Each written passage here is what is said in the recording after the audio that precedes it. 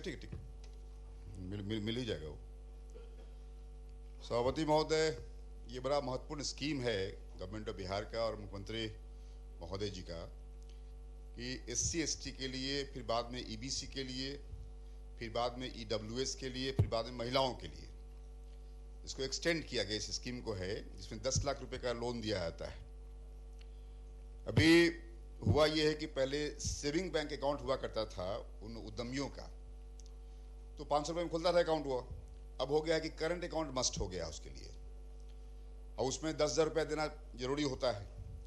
अब वो भी लोन सैंक्शन हुआ नहीं हुआ, ये बड़ा सवाल उठता है उसमें है। तो माननीय मंत्री जी से पूरी उम्मीद हम लोग को है, और कि उनका जो अपना एक सेंट्रल मिनिस्ट्री का एक्सपोजर रहा है, उस संग से देखते हुए बिहार में कैसे उद्योग का एक माहौल बनेगा और कैसे एक जो 19 लाख रोजगार देने की बात हम लोगों ने किया है उसका एक बड़ा जो मीडियम होगा, यह उद्योग मिनिस्ट्री होने वाला है। तो मुझे लगता है कि थोड़ा इस पर विचार करेंगे गंभीरता से। और दूसरा मैं कहना चाहूँगा कि अभी तक जो इंडस्ट्रियल सर्वे होता है वह हुआ था बहुत पहले, अभी तक उसका हुआ नहीं है। कितना इंडस्ट्री अपने पास में है, कितना मर गया, कितना सीख है, कितना नहीं है, वो है। दूसरा, प्रोडक्ट डायरेक्टरी का कोई प्रोविजन नहीं है, जबकि उसमें है कि प्रोडक्ट डायरेक्टरी क्या है बिहार में है, वो निकालने का प्रोविजन है। तो क्या माननीय मंत्री बताने की कृपा करेंगे अपने जो उत्तर के अलावे कि इस तरफ, चूंकि बड़ी उम्मीद जगी है माननीय मंत्री महोदय से बिहार वासियों को, नौजवानों को, इसलिए आपसे उम्मीद है कि आप SC के लिए, ST के लिए, EBC के लिए, महिलाओं के लिए और आर्थिक रूप से जो पिछड़े सवर्ण हैं उनके लिए आपके मन में क्या योजनाएं हैं? सभापति जी,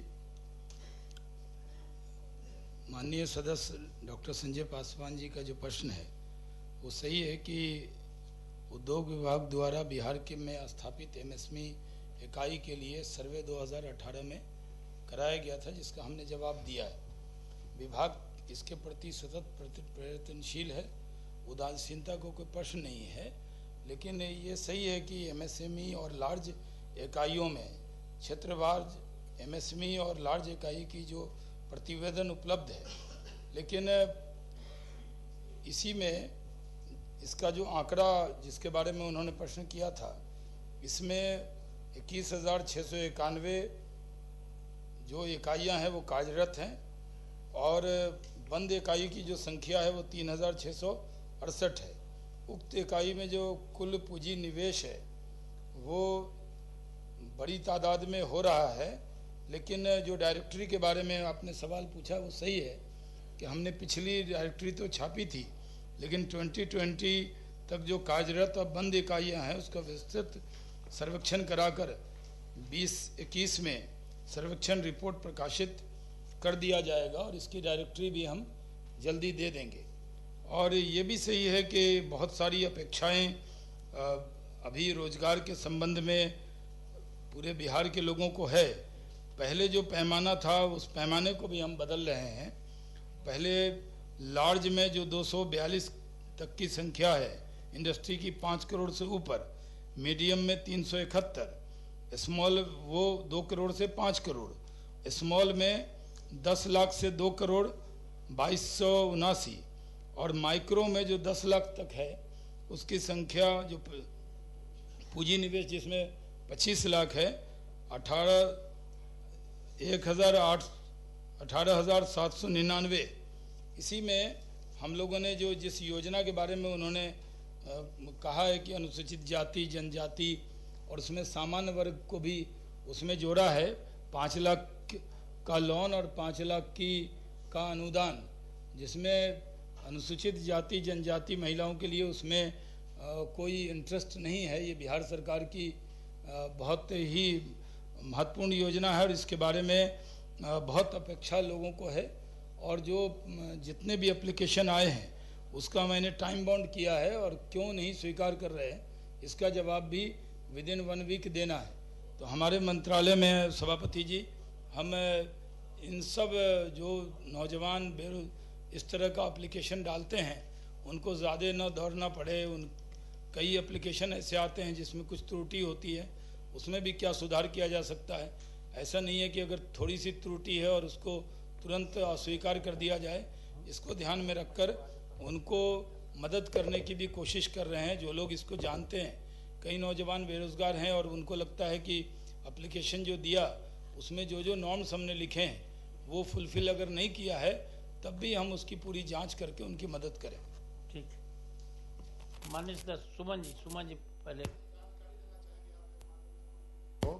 कि जो ये आवेदन अप्लाई कर रहे हैं तो कुछ नियम शर्त ऐसा है जो नए व्यवसायी पर लागू नहीं होता है। जैसे कि वो कहते हैं कि जीएसटी नंबर आपको देना ही पड़ेगा, पैन नंबर देना ही पड़ेगा, करेंट अकाउंट देना ही पड़ेगा, जबकि करेंट अकाउंट उन्हीं का खुलेगा जो व्यवसाय करते हैं, जीएसटी नंबर उन्हीं का होगा जो व्यवसाय करते हैं। तो ऐसी स्थिति में जो आवेदक हैं उनके साथ ये परेशानी हो रही है। इसलिए मैं चाहूँगा आपके माध्यम से कि मंत्री जी का इस पर ध्यान दें और अगर कुछ इसकी जानकारी हो तो हम लोग को भी बतावें। ठीक, माननीय सदस्य एक मिनट मंत्री जी। आपके माध्यम से माननीय मंत्री जी का ध्यान उस तरफ ले जाना चाहूँगा कि अनएम्प्लॉयड जो है वो ऑलरेडी अनएम्प्लॉयड है और हमें अलग अलग स्कीम के माध्यम से उन्हें एस्टेब्लिश करना बिहार के अंदर रोजगार इंडस्ट्रीज लगाकर। तो उसका करेंट अकाउंट या अकाउंट जीरो बैलेंस पर खोला जाना चाहिए और उस पर बाध्यता मतलब नहीं होनी चाहिए। हालांकि बैंक की अलग बाध्यता है, लेकिन मंत्री जी उस पर इनिशिएट लेंगे, क्योंकि मैं 90 के दशक में माननीय मंत्री जी 90 के दशक में जब यूनिवर्सिटी से मैं निकला था तो मुझे रोजगार की जरूरत पड़ी थी उस तत्काल, और मैं पालम एयरपोर्ट पर भी हमारा जब दुकान था, उस पूरे इंटरनेशनल एयरपोर्ट है, वहाँ पे मुझे जीरो बैलेंस पर अकाउंट खोलकर मैं उससे लेन देन और उसको जो रेंट देना होता था विभाग को वो मैं जीरो बैलेंस पर खोला था। तो वो बिहार के अंदर में भी, क्योंकि ये सिर्फ अति पिछड़े की बात नहीं है, पूरे बिहार के अनएम्प्लॉयड की बात है। मैं उस तरफ आपका ध्यान ले जाना चाहता हूँ। धन्यवाद। माननीय मंत्री जी। सभापति जी, ये सही है कि जो बेरोजगार नौजवान आएंगे वो ज़ीरो बैलेंस पर ही हम उनकी मदद करेंगे, क्योंकि लेकिन कुछ प्रक्रिया है जो बनी हुई है, उसमें जो सरलता का सुझाव है उनके सुझाव पर ज़रूर अमल करेंगे। ठीक, माननीय सदस्य श्री